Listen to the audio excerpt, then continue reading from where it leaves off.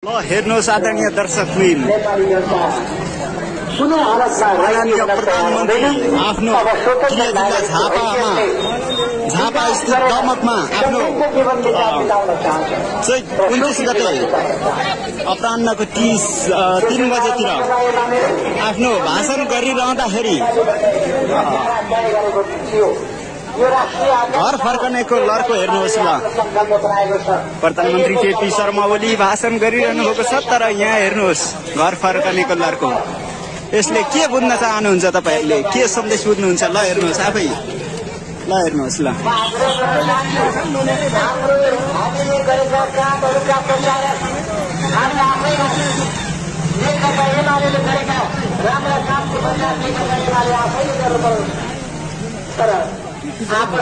Video छ हजुर, किन खेल्यो यो चाहिँ भरे अब युट्युबमा हैन, किन हाल्नुमा हैन, यो चाहिँ आवश्यक छ। पार्टीको पक्षमा प्रचार गर्न, राम्रा काम, राम्रा विचार, राम्रा नीति र सफलताहरूको प्रचार गर्न आफ्नो शक्ति सामर्थ्य नलगाउने कुराले हामीलाई पछाडि पार्छ।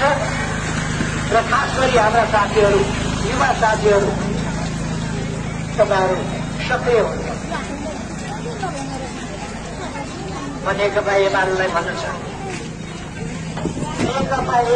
ल भिडियो खिचिरहँदाखेरि एमालेका समर्थक अथवा रातो टोपी लाउनेले चाहिँ किन भिडियो खिचेको भनेर आक्रोशित पनि जनाइराखेका छन् हैन। यहाँ यो घर फर्किनेको एकदमै लर्कोको भिडियो खिचिरहँदाखेरि यस्तै राता टोपी लाउनेले चाहिँ किन भिडियो खिचियो, नखिचौँ यो भन्ने कुरा छ। केपी शर्मा ओली भाषण गरिरहँदाखेरि यति बेला यो दमकमा सबै ल ल ल ल